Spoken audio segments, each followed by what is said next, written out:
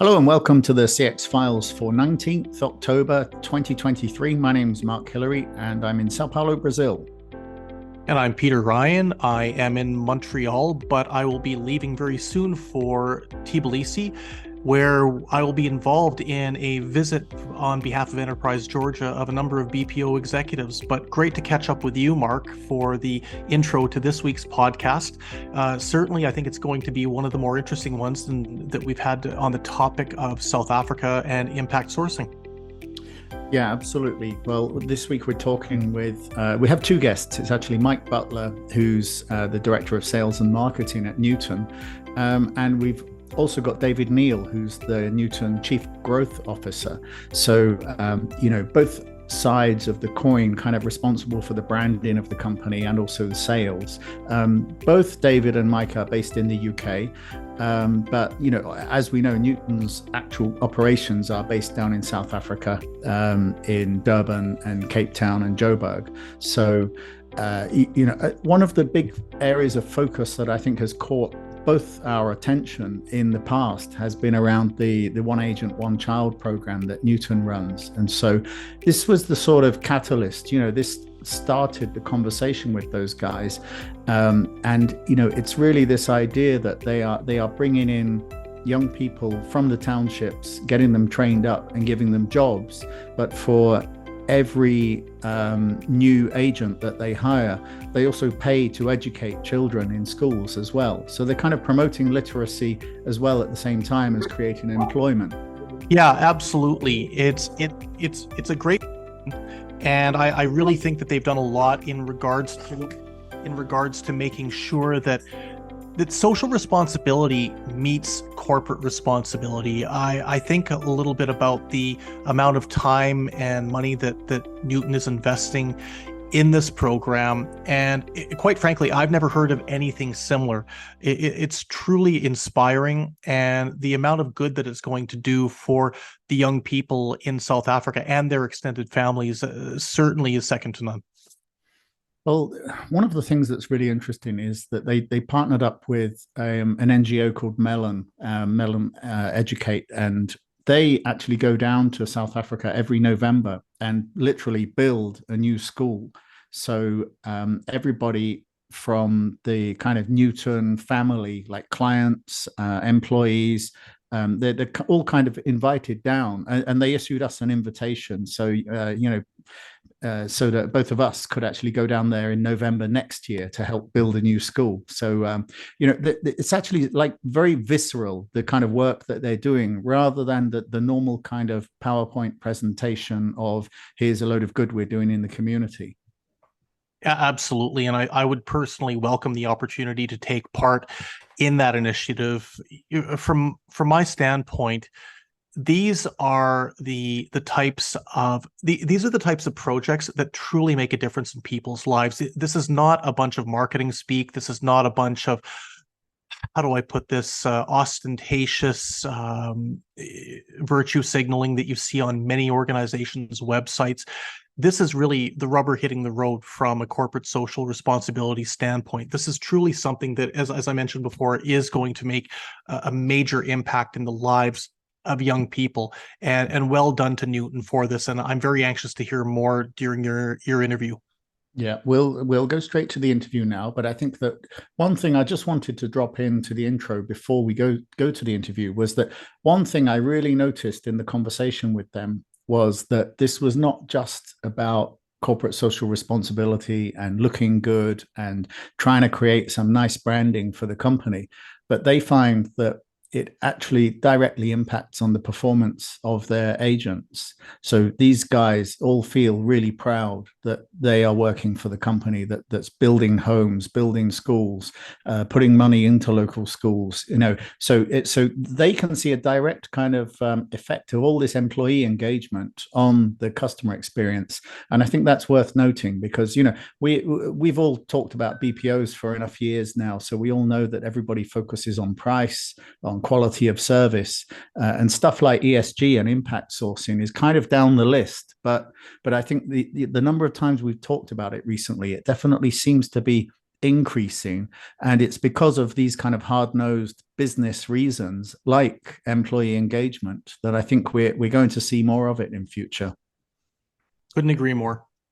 So why don't we go straight to the interview with Mike Butler and David Neale from Nutun.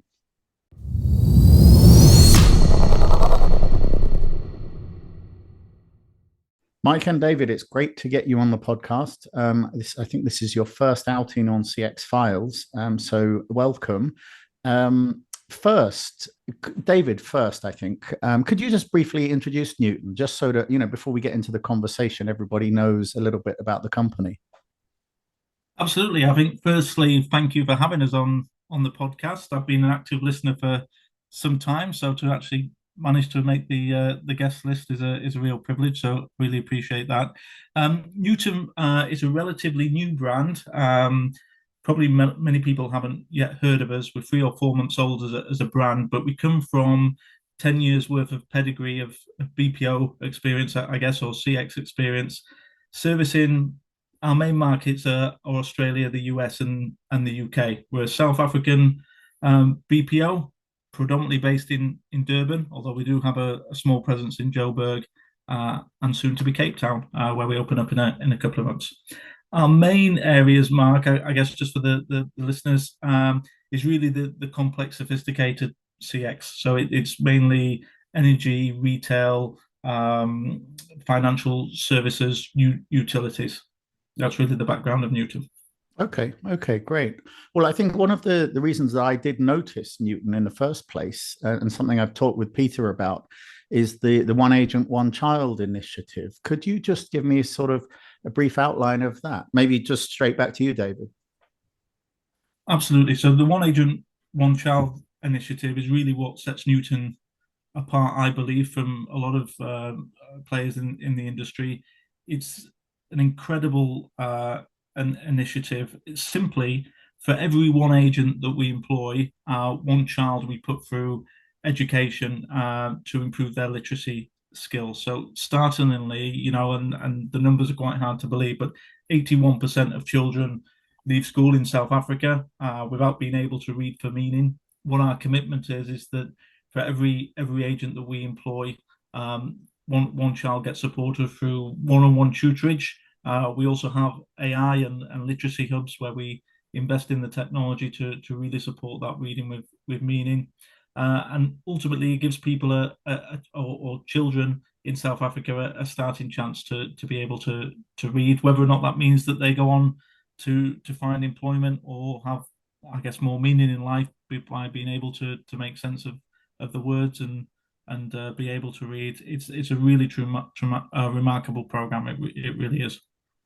Yeah, well, I think that now that we see there's so much information online, it's becoming, literacy itself has become even more important. You can't, you can't even use WhatsApp. You can't get information from the internet. I know that you've partnered up with an NGO called Melon Educate. Maybe Mike, could you introduce Melon and how did you get involved and what do they do then? What's the partnership about? Thank you, Mark. And just reiterating David's comments at the beginning, thank you very much for inviting us on here today to your wonderful platform. A little bit about Melon Educate. So the history, we are in our 20th year, and there's an incredible gentleman, an Irishman, by the name of Neale Mellon, went to Cape Town and went into the townships. He was there on holiday, and he basically said, "How can we help you?" And the people said, "Well, I think get out of the township for a start, for your own safety is one thing. But beyond that, our biggest issue is housing."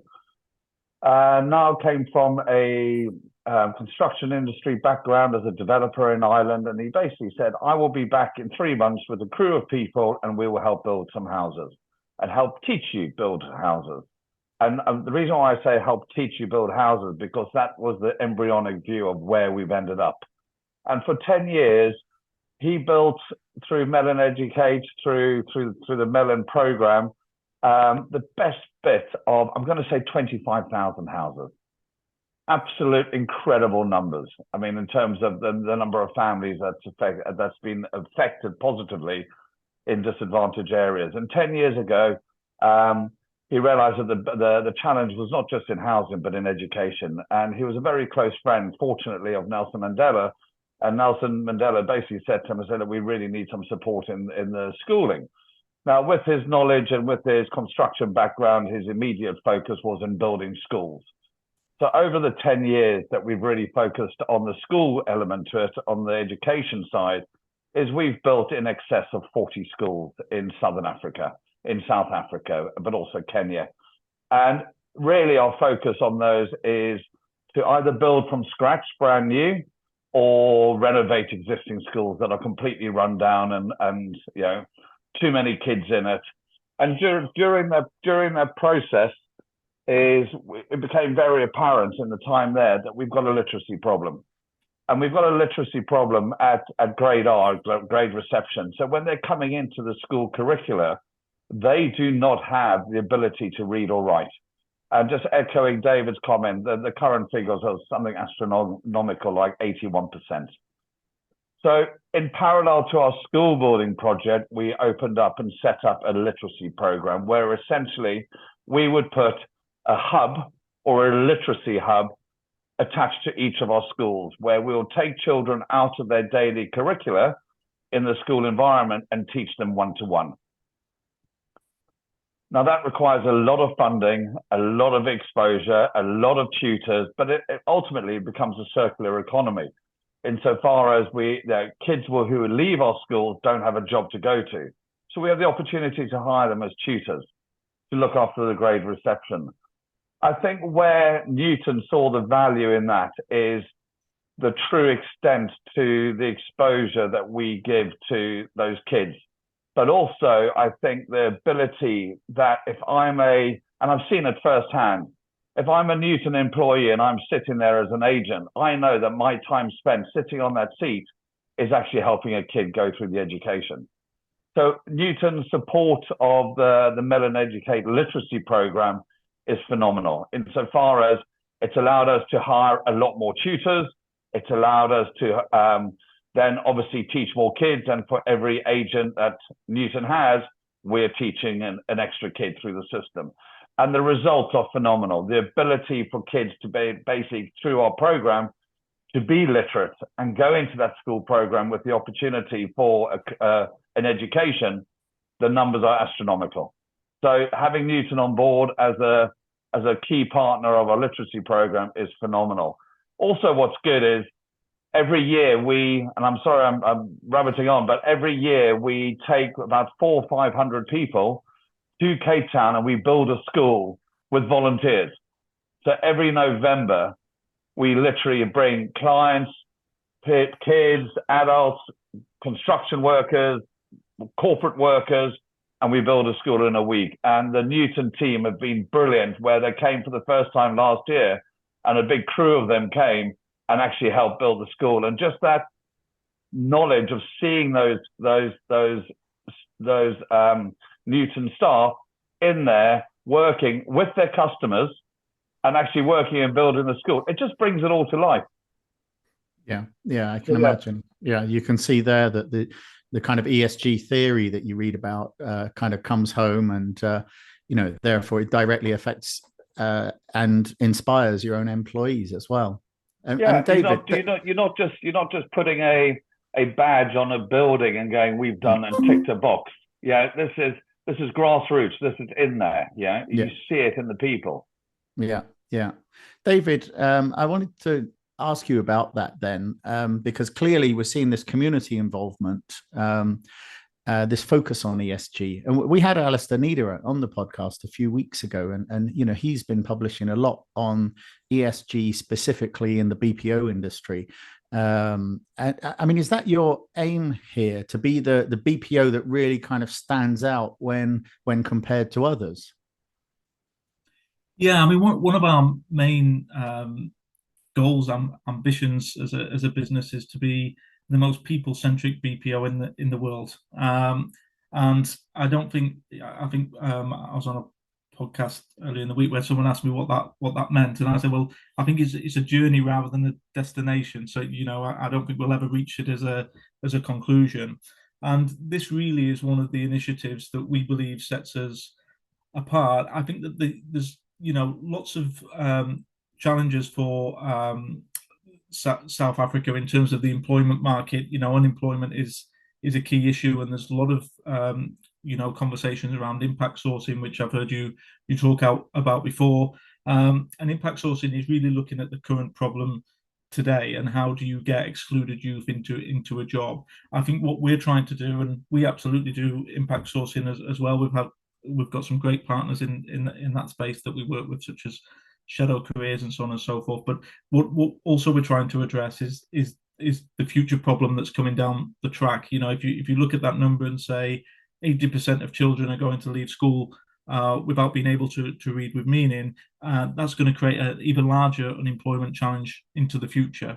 So it's saying, what can we do currently in the present to tackle the current problem through impact sourcing, but what can we look at as a preventative measure? And we believe that by focusing on the literacy challenges that is currently faced in the country, this will hopefully support that future generation. But I think that your question around, is ESG becoming more and more important? I guess I believe now for most partners, they absolutely understand the wage arbitrage and the benefits you can get from offshoring work into South Africa. I think that the question around, can South Africa deliver world-class service, I think has been pretty much answered. I think when you see Peter's report and many other reports that come out, they absolutely speak volumes in terms of the ability of the delivery of service. I think the question more now is, if you are going to outsource and you're going to outsource in South Africa, what is the right partnership model,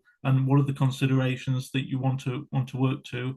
And ESG is absolutely one of those ones that our clients talk to more and more. I think what is fascinating, just leading on Mike's point, is the response that you get from clients and partners when they visit the school for the first time, and they see in real life the program work, and they can see the difference that their partnership is making to the children. It's not just a booklet or a nice slogan, one agent, one child. When they actually go and meet the teachers and they meet the children in the classroom, it's really life-changing for them too. And it's fascinating because there's also an additional unintended consequence that potentially we didn't see. So Mike talked about the fact that we have agents that sit there very proud knowing that their employment is also supporting a child. What we're also seeing is that when people are coming and visiting the school, people are wanting to make donations and say, actually, we want to get actively involved. And whether or not that be donations through money is one thing, but also donations of equipment, or so it's really starting the spread of understanding of not just changing that child's life, but also bringing awareness to the issue. So I think that I agree with, I listened to Alistair's comments, and I agree. I think it's becoming more and more important. Yeah. And I mean, like you mentioned, Mike, once you've had someone there, once a client has come and visited, then I guess they completely buy in. They've been there laying bricks, got trowel in hand, they kind of experienced it and felt it. But when you're talking to a potential client that you've never worked with before, and they're putting their RFP together and they're weighting all the different values of the potential partnership, we know that most of the time they're looking at costs, they're looking at quality of service, and an ESG is in there in the mix. But how do you convince them? I mean, how do you convince them that you can offer the cost, you can offer the right level of quality, but you get all this on top as well then? Well, I think if you take, well, this is my personal view, is if you take cost parity into the equation and say there's parity of cost across the various BPOs, the ESG bit is becoming more and more fundamental. Not for every geography, but it's accounting for a much bigger percentage of the decision-making process. And by proxy of what David has just said, if those organizations are looking at a partnership, they're going to really look at, does that BPO's ESG philosophy and execution of that mirror our ESG philosophies in terms of social and economic or those areas? Then ultimately the customer partner benefits from the downstream relationship that we have in our own ESG and with our schools. So ultimately they are benefiting as well. And you can see that already. David's comment about other partners that come in and said, how can we help independently? Yeah, whether it be with a donation or with a foundation or with something. So even in the term that we've been launching this since the beginning of the year, or not even the beginning of the year, in the last, what, three months, 6 months, is we've had a number of Nutun's customers and partners reach out to the charity directly and say, how can we get more involved? And that is either with their foundations, financial support, or with volunteering, coming out and actually building a school because it's the most incredible experience, or really trying to understand our metrics and our data points so they can mirror those within their own ESG responses and their own annual reports. So I think it's a major differentiator. But I think everyone purports to do ESG. I think there's a lot of greenwashing in the industry. I think whether it be social, environmental, I think both play a key part. But it's really trying to understand those BPOs that actually are delivering on their promise. And I think Nutun are doing it for two fundamental reasons. They understand the future problem coming down the line and want to try and support that, but also they understand the value that it brings to their own people. And as you say, David talked about a people-centric organization. The value that it brings into their own lives, into their own, when they leave, when they go home to their families, they know that they are supporting a school and tutoring kids. It's brilliant. So it really touches on their own play. Yeah, absolutely. I mean, if I look back at the headlines around South Africa recently, David, there has been some negativity. There's the load shedding going on, which is, the controlling of access to electricity. There's been even more recently some violence during the Cape Town taxi strikes. I mean, when you kind of see negative stuff in the media about a location, how do you sort of convince clients that there's no problem with your service delivery? Yeah, it's a good question, and it's always disappointing to see the negative headlines. I think that probably it certainly feels like in the last year there's been negative headlines the world over in various different countries for various different reasons. But you're right. I think the question around load shedding often comes up, and my response is that actually from a stability perspective, South Africa is probably one of the best placed countries on earth because we understand that the power is going to go out, and therefore we have fail safes in place in order to manage that. So unlike I guess in many countries where if the power goes out, it's a surprise and they don't necessarily have a fail safe, we have multiple generators and very large batteries that support it, which means that if the power went out for a sustained period, it's not a problem. We continue business as usual. So we don't necessarily see the impacts from a business continuity perspective that you might expect. They're often timed, so we know when they're happening, and even if we don't know that they're happening, because we have those fail safes in place, it tends to work perfectly fine. So my response to that when people ask me the question is to say, you may be surprised, but we're better prepared than people that don't know when the power's going to go out. I think that convincing people that South Africa is still the destination. I think that there's lots of reports that we've talked about earlier that still state that South Africa is a leading BPO for service delivery. My ask of anybody is to come out and see it. Once they come to the country and they see the richness of talent, they see the infrastructure, they see what is there on offer. More often than not, people leave the country saying, "Well, okay, we absolutely want to place work here." Absolutely, for things such as the One Agent, One Child program, where they can think that they can make a difference, as well as utilizing an outsourced partner, they can feel that they're making a difference in the country and in the world too. But I think that as much as the challenges are there, it'd be wrong to say that there isn't challenges. I think that there's challenges everywhere, but I would like to say that I believe that South Africa is probably very well equipped to manage those challenges because they're known knowns. Yeah. And I just wanted to pick up, because I was just thinking while you were talking, Mike, about the value of ESG for the various kind of actors, like the employee, the the organization itself, the clients getting involved as well. But I was just talking the other day to someone inside a big BPO, and they were saying something like 45% of the RFP decision is based on the cost, like the headline cost. And their problem was trying to convince the client that they can, by transforming the program, the BPO, the way that the service is delivered, they can actually turn it into a profit center rather than a cost center. But Yep. you're kind of stuck right at the beginning if like almost half of the decision is just based on cost. So I mean, are you seeing the dial move around how these decisions are made? I mean, is the RFP process changing, or is ESG getting a much greater percentage of that kind of weighting? Well, look, I mean, my personal view is, would a customer or client come to you and say, well, what is the cost of the one agent, one child program, and take it off my cost? That's never happened. Yeah. I think that what one has to think about, just from the bottom line of, let's say, Nutun, and also that of Mellon Educators, are we running an efficient service?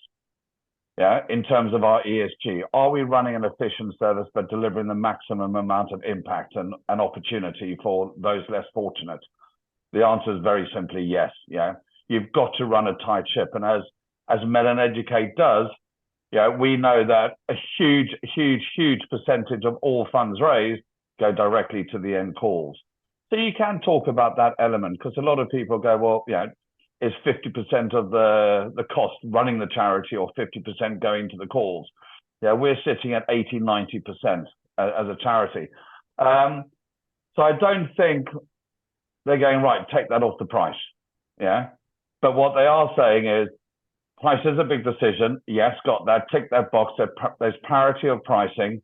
I think there's a consistent view now in terms of where South Africa is placed, in terms of the pricing model compared to other geographies. And as long as you work within those boundaries, then it's what added value benefits you give. Now, just knowing what it's already achieved with the people inside Nutun, it's phenomenal. Yeah, if you just look at the cheer and the wherewithal of all the people, it comes across in their phone calls when they're speaking with customers. You can see that they're putting the effort in. They are really delivering a great service for their customers.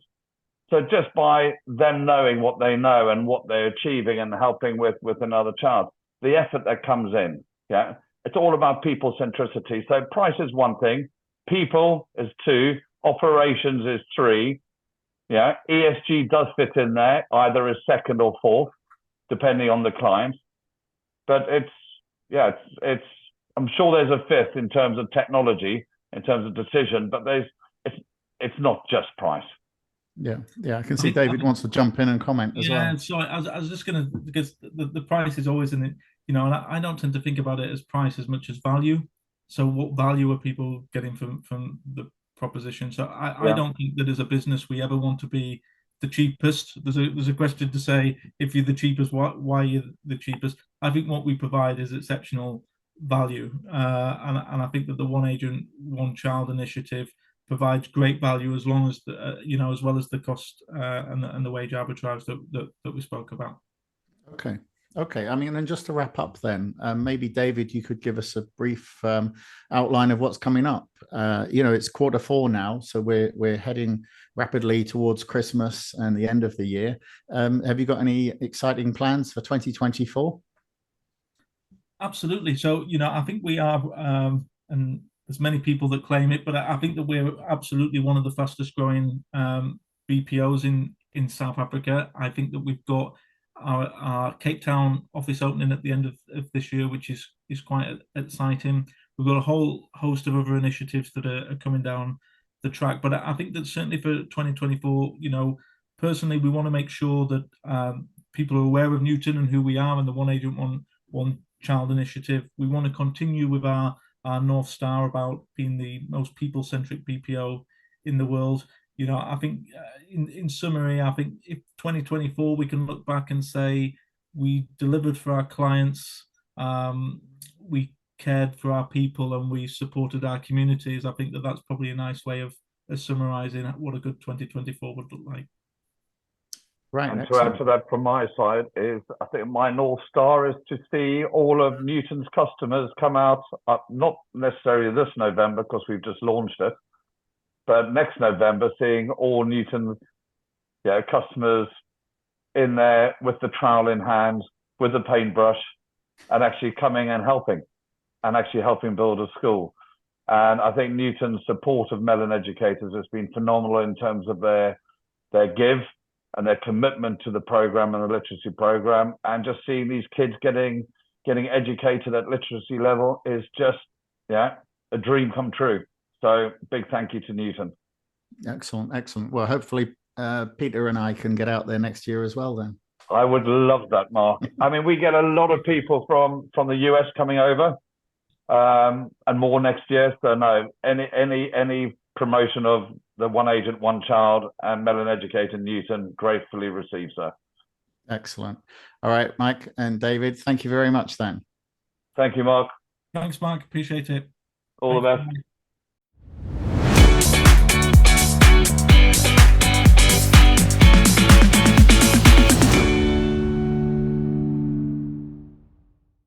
Thanks for listening to the CX Files podcast. We really appreciate your feedback and suggestions. You can reach myself, Mark Hillary, or Peter Ryan via LinkedIn. Please also leave a rating or review on your favourite podcast provider, as that helps more people to find us. As always, we'd like to thank Chris Haig at Traction Media for the CX Files graphics. See you next week.